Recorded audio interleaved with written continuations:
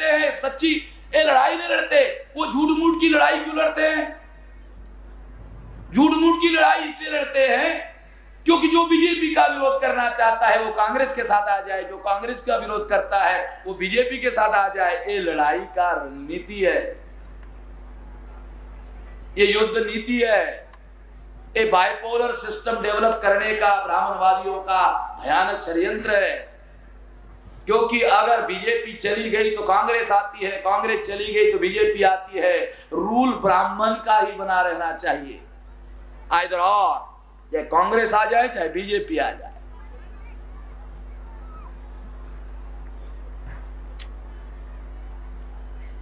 इसलिए वो लोग जो झूठ मूठ की लड़ाई लड़ते हैं, वो झूठ मूठ की लड़ाई लड़ने वाले जो लोग हैं वो शब्दों का केयरफुली चुनाव करते हैं और इसके लिए वो सैफ्रोनाइजेशन, भगवाकरण का झूठा शब्द करते हैं जो रियल नहीं है। इसलिए ये शब्द सही बातों का रिप्रेजेंटेशन नहीं करता। इसलिए मैं कह रहा हूं कि हम लोग इन शब्दों का प्रयोग नहीं करते, हम ब्राह्मणाइजेशन शब्द का प्रयोग करते हैं। और ये जो ब्राह्मणाइजेशन शब्द है, इसके पहले भी समाज शास्त्र में एक समाज शास्त्री हुए श्रीनिवासन, साउथ इंडिया के श्रीनिवासन एक ब्राह्मण थे, बहुत बड़ा समाज शास्त्री है, मर गया, बहुत बड़ा समाज शास्त्री माना जाता है। उसने ये जो ब्राह्मणाइजेशन की प्रक्रिया है उसका समाज शास्त्र में एक सिद्धांत बताया। उस सिद्धांत का उसने नाम दिया संस्कृताइजेशन। उसने भी छुपाया, उसने सैफ्रोनाइजेशन नहीं कहा, उसने संस्कृताइजेशन कहा। उसने सोचा ये तो ब्राह्मणाइजेशन है, मगर ब्राह्मणाइजेशन टर्म का उपयोग करके ब्राह्मण बदनाम हो जाएगा, और ब्राह्मण बदनाम अगर हो गया तो वो भी ब्राह्मण है जो श्रीनिवासन है, उसके लिए भी खतरा पैदा हो जाएगा। उसने ब्राह्मण का प्रतीक शब्द चुना। ब्राह्मण का प्रतीक शब्द क्या है? संस्कृत। संस्कृत ब्राह्मण का ही प्रतीक शब्द है, और इतना पक्का प्रतीक शब्द है कि संस्कृत और ब्राह्मण एक जीव है, एक जान है। इसलिए उसने संस्कृत शब्द का इस बात को रिप्रेजेंट करने के लिए चुनाव किया और शब्द बनाया नया। क्या शब्द बनाया? संस्कृताइजेशन। उसने भी ब्राह्मणाइजेशन को छुपाया, ब्राह्मण को एक्सपोज होने से छुपाया। इसलिए अब वो ब्राह्मण थे, उन्होंने ब्राह्मणों को बचाने के लिए छुपाया। माई काय के लिए छुपाओ भाई, हमको क्यों छुपाना है? जो सही है उसको रिप्रेजेंट किया जाना चाहिए, उसको लोगों के सामने बताया जाना चाहिए। इसलिए हम लोग ब्राह्मणाइजेशन की टर्म का इस्तेमाल करते हैं। ये ख्याल रखना, जो लोग अपना इंडिपेंडेंट आंदोलन खड़ा करना चाहते हैं, टर्मिनोलॉजी भी उनकी ही होनी चाहिए। जो उधार की टर्मिनोलॉजी लेते हैं उनका कोई इंडिपेंडेंट आंदोलन नहीं होता। जिनका अपना इंडिपेंडेंट आंदोलन होता है उनकी खुद की अपनी टर्मिनोलॉजी होती है। और टर्मिनोलॉजी क्यों होनी चाहिए? क्योंकि मीनिंग को कैरी आउट करने के लिए, जो अर्थ है, जो संदेश है, वो लोगों तक पहुंचाने के लिए सही सही शब्दों का चुनाव और सटीक शब्दों का चुनाव और उसका उपयोग और प्रयोग करके ही हम अपना सही सही संदेश लोगों तक दे सकते हैं, अन्यथा नहीं कर सकते। इसलिए हमारी अपनी टर्मिनोलॉजी होनी चाहिए, हमारी अपनी शब्दावली होनी चाहिए, जिसके द्वारा हम अपने लोगों को संदेश दे सकते हैं। इसलिए भी हम लोग अपनी टर्मिनोलॉजी बनाते हैं, चलाते हैं, क्योंकि हम ऐसा मानते हैं कि हमको अपना इंडिपेंडेंट आंदोलन चलाना चाहिए। तो इस तरह से साथियों, ये जो ब्राह्मणाइजेशन है, ये ब्राह्मणाइजेशन, इसका क्या अर्थ है? ब्राह्मणाइजेशन का अर्थ है ब्राह्मण लोग ब्राह्मणाइजेशन करते हैं, आदिवासियों का वो ब्राह्मणाइजेशन कर रहे हैं। तो उसका क्या मतलब है? ब्राह्मणाइजेशन का मतलब है कि अगर हम ब्राह्मणों की व्यवस्था को मान्यता देते हैं तो हमारा ब्राह्मणाइजेशन हो गया। अगर हम ब्राह्मणी मूल्यों को स्वीकारते हैं तो हमारा ब्राह्मणाइजेशन हो गया। अगर हम ब्राह्मणी व्यवस्था को स्वीकारते हैं तो हमारा ब्राह्मणाइजेशन हो गया। अगर हम ब्राह्मणी प्रतीकों को स्वीकारते हैं तो हमारा ब्राह्मणाइजेशन हो गया। अगर हम ब्राह्मणी वर्चस्व को स्वीकारते हैं तो हमारा ब्राह्मणाइजेशन हो गया। अगर हम ब्राह्मणों को नेतृत्व के तौर पर स्वीकारते हैं तो हमारा ब्राह्मणाइजेशन हो गया। ब्राह्मणाइजेशन का अर्थ यह है। अगर ब्राह्मणाइजेशन का अर्थ यह है कि ब्राह्मणों की व्यवस्था को जो ब्राह्मण के विरोधी है वो लोग मान्यता दे, ये मान्यता देने की जो प्रक्रिया है, ये प्रक्रिया का ही नाम है ब्राह्मणाइजेशन, ब्राह्मणीकरण। इससे क्या होता है, विरोध करने वाला जो वर्ग है वो ब्राह्मणों का समर्थक बन जाता है। जब वो ब्राह्मणों का समर्थक बन जाता है तो ब्राह्मणों की समस्या खत्म हो जाती है। तो ब्राह्मणों की समस्या खत्म हो जाती है, विरोध और प्रतिरोध समाप्त हो जाता है। विरोध और प्रतिरोध समाप्त हो जाता है, केवल समाप्त ही नहीं होता बल्कि वो ब्राह्मणों का बोझा ढोने के लिए एक फौज तैयार हो जाती है।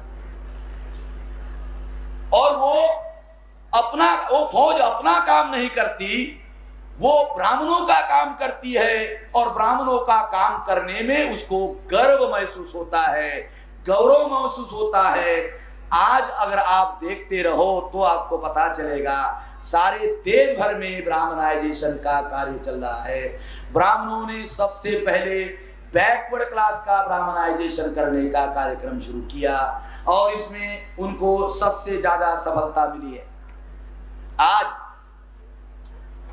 ब्राह्मणों का जो उसकी व्यवस्था है, उसकी व्यवस्था को सबसे ज्यादा ढोने का काम बैकवर्ड क्लास के लोग कर रहे हैं।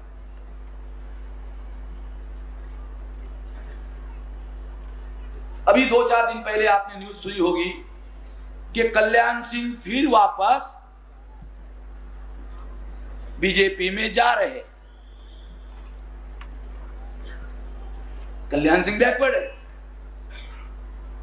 और मुलायम सिंह जी ने भी अटल बिहारी के जन्मदिन की शुभकामनाएं उनको भेजी है।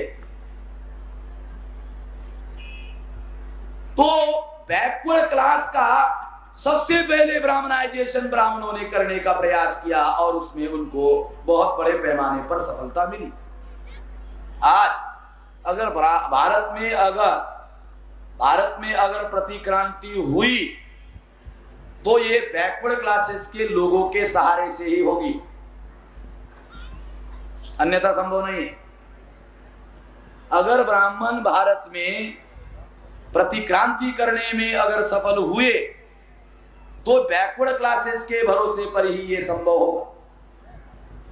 मुझे ऐसा लगता है कि इसमें उसमें उनको काफी सफलता मिली है, मगर उनको पूर्ण सफलता शायद नहीं मिली है, इसलिए वो दूसरे एरिया से इसकी भरपाई करना चाहते हैं और इसके लिए शेड्यूल कास्ट का भी ब्राह्मणाइजेशन करना चाहते हैं, शेड्यूल ट्राइब का, आदिवासियों का भी ब्राह्मणाइजेशन करना चाहते हैं।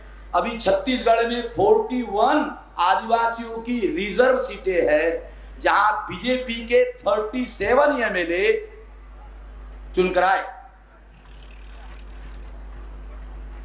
46 एमएलए या 49 एमएलए बीजेपी के चुनकर आए जहां 37 आदिवासी है। 49 में 37 आदिवासी है केवल, उनका मुख्यमंत्री भी नहीं है। उन्होंने उप मुख्यमंत्री की मांग की, उप मुख्यमंत्री भी नहीं है और उन्होंने मान लिया। अगर आप लोगों ने ठीक से खबरें पढ़ी होगी, 49 में 37 केवल आदिवासी है। इसका मतलब है आदिवासियों के एमएलए का बहुमत, 2/3 बहुमत छत्तीसगढ़ की विधानसभा में बीजेपी में चुनकर आया। उनका आदिवासी मुख्यमंत्री नहीं बनाया गया। उप मुख्यमंत्री मांग किया उन्होंने, उप मुख्यमंत्री भी नहीं मांगा, नहीं माना। क्यों? ऐसा क्यों हुआ? ब्राह्मणाइजेशन करने में सफल होने की वजह से आदिवासियों का ब्राह्मणाइजेशन करने में सफल होने की वजह से आदिवासियों की कोई मांग मानने की भी जरूरत नहीं है, क्योंकि वो आदिवासियों का ब्राह्मणाइजेशन करने में सफल हो गए, उनको मानसिक रूप से गुलाम बनाने में सफल हो गए, उनको ब्राह्मणी व्यवस्था को मान्यता देने के लिए, उनको मनाने के लिए वो सफल हो गए, उनकी मानसिकता निर्माण करने के लिए सफल हो गए कि वो ब्राह्मणी व्यवस्था को मान्यता दे। ऐसा हुआ, ये अभी की बात है।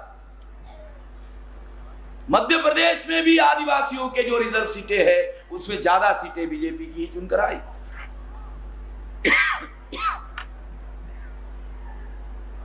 हमारे सामने घटनाएं घटित होती है, हमारे सामने घटनाएं घटित होती रहती है, मगर हम उनका विश्लेषण नहीं करते।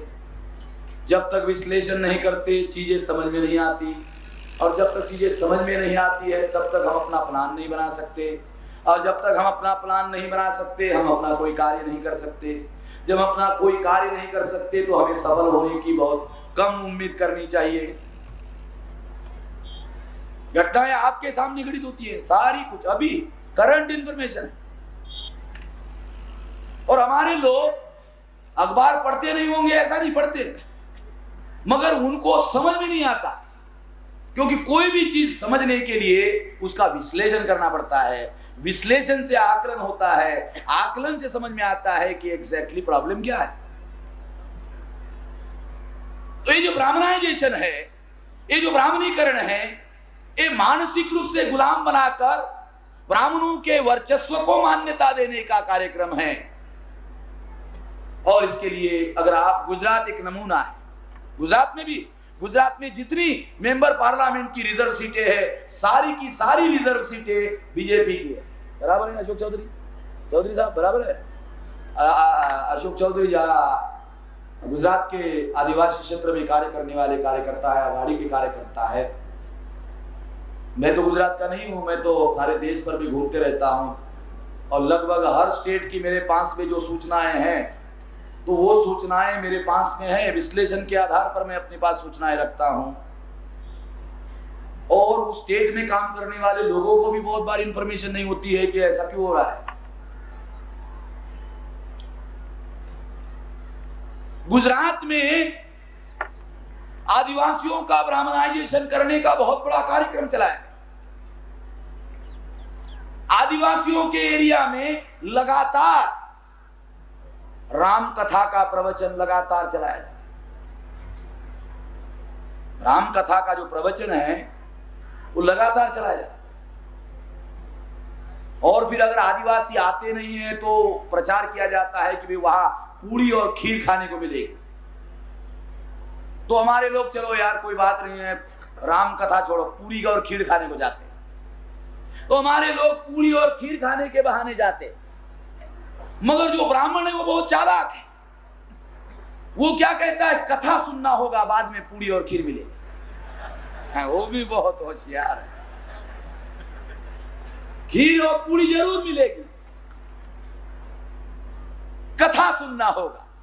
और कथा जब तक सुनाते नहीं है, पूरी वो खिलाते नहीं। हमारे लोग पूरी खाने के बहाने से जाते हैं, वो उनको पूरी भी खिलाते हैं और राम की कहानी और कथा भी खिला देते हैं, क्योंकि खुराक केवल पेट के लिए नहीं जरूरी होता है, दिमाग के लिए भी जरूरी होता है। पेट को भी दे देते हैं, दिमाग को भी दे देते हैं, और जब दिमाग उसको ग्रहण करता है तो वापस जाकर अपने घरों में वो जो कुछ सुना हुआ है उसी के आधार पर आचरण करना शुरू करता है। उसी के आधार पर जब आचरण करता है तो नई समस्याएं निर्माण होना शुरू होती है।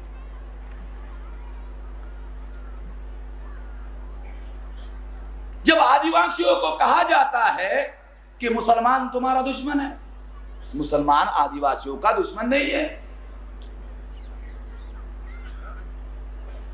आज मुसलमानों ने आदिवासियों को इस हालत में नहीं पहुंचाया।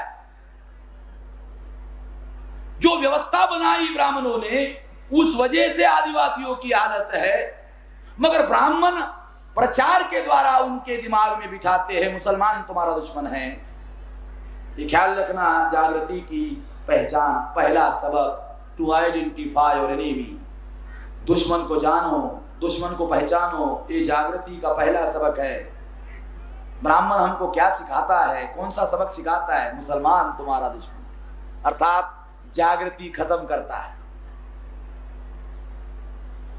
प्रति जागृति निर्माण करता है। जब हमारा आदमी मानता हाँ मुसलमान ही दुश्मन है, जैसे ही मानता है वो मुसलमान दुश्मन है, वो उसी समय ब्राह्मणों का हथियार बन जाता है। और हथियार बनते ही वो मुसलमानों को काटना, मारना, जलाना शुरू करता है। जब वो काटता है, मारता है, जलाता है, तो आदिवासी की एक भी समस्या का समाधान नहीं होता।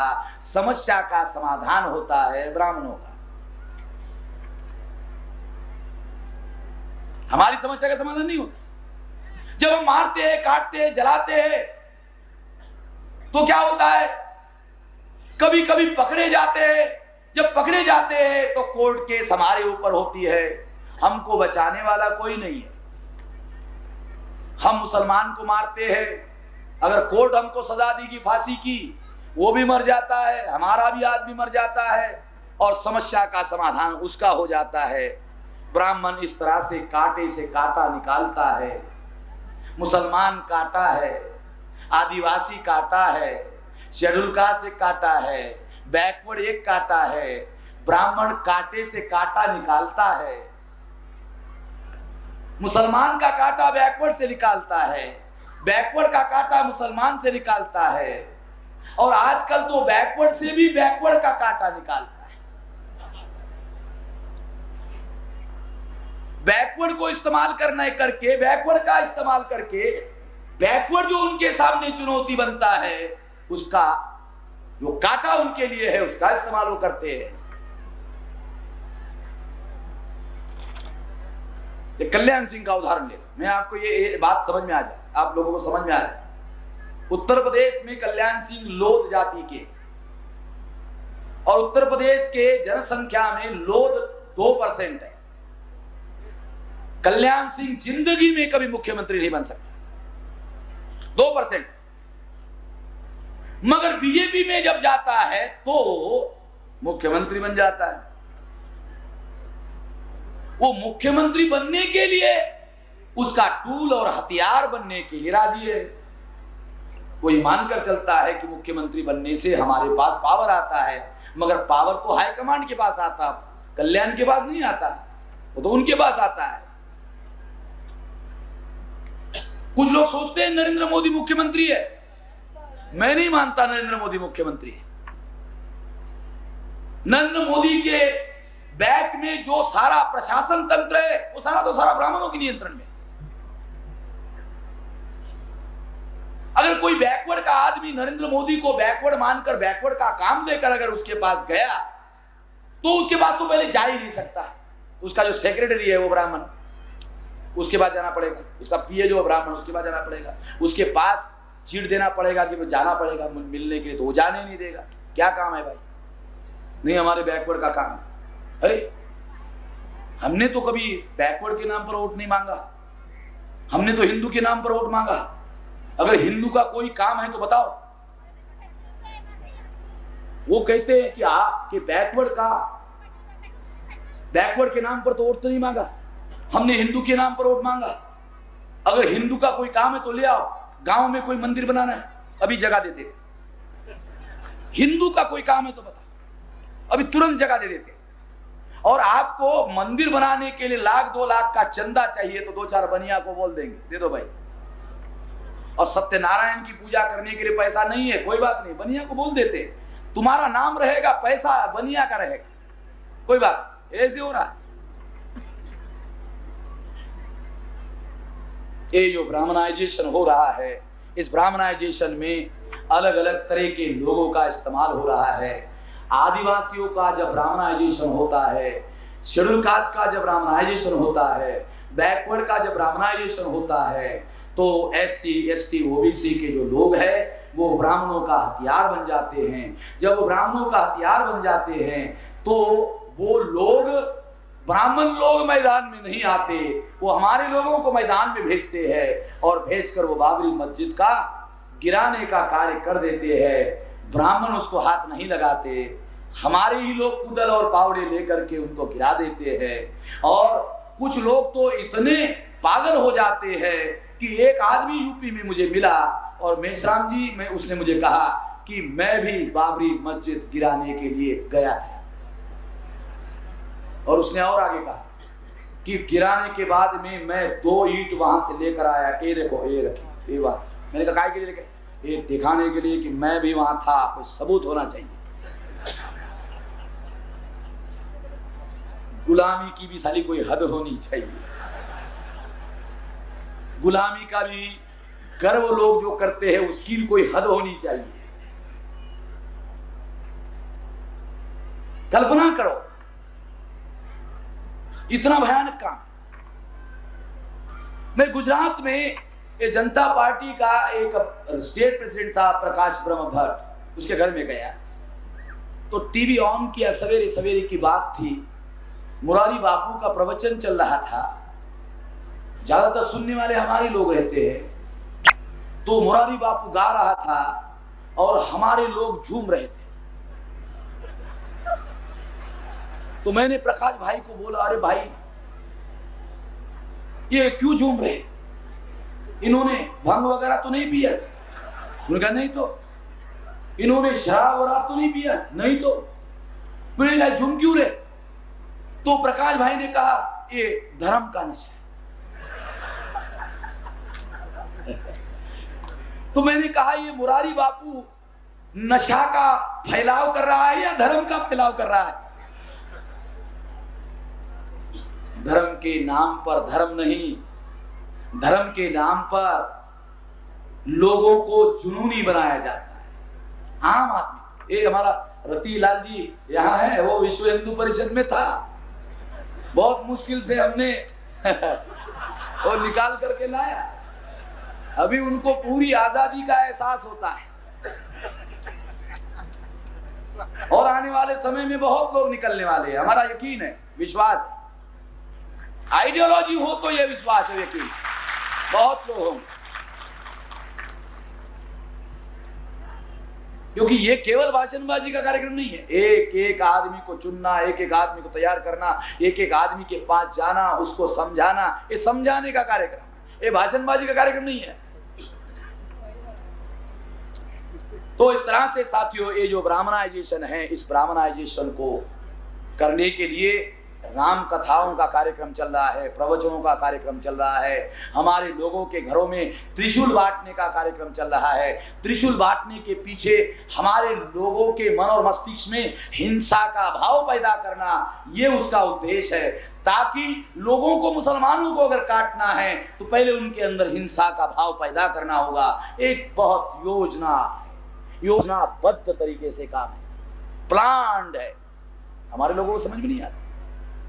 ये सारा जो ब्राह्मणाइजेशन का सारा कार्य जो चल रहा है, अगर ब्राह्मणाइजेशन आदिवासियों का होता है तो आदिवासियों का इस्तेमाल होगा, और जिनका भी इस्तेमाल होता है उनका कभी कल्याण नहीं होता, उनका सत्यानाश होता है। उनका राम नाम सत्य होता है, राम का नाम लेते लेते ही राम नाम सत्य हो जाता है, पता ही नहीं चलता। इसलिए ये जो ब्राह्मणाइजेशन की प्रक्रिया है, इस प्रक्रिया को समाज के सामने एक्सपोज करना होगा, खुला करना होगा। और जब इसको हम खुला करेंगे तो निश्चित रूप से इसके बारे में लोगों को जानकारी मिलेगी, जागरण होगा, और जब जागरण होगा तो लोग निकलेंगे, लोग तैयार होंगे, और इस आंदोलन के लिए उनका भी साथ सहयोग मिलेगा, नहीं तो दुश्मनों को साथ सहयोग मिलेगा, और दुश्मन मजबूत होगा, वो सबल होगा। अगर वो सफल हुआ तो आने वाले समय में हमारी गुलामी अटल है, इस गुलामी के विरोध में अगर प्रतिकार करना है तो जगाना होगा, जागरण करना होगा, तैयार करना होगा, इसका कोई अल्टरनेटिव नहीं है, इसका कोई विकल्प नहीं है। ऐसा आप करेंगे इस आशा और विश्वास के साथ। धन्यवाद।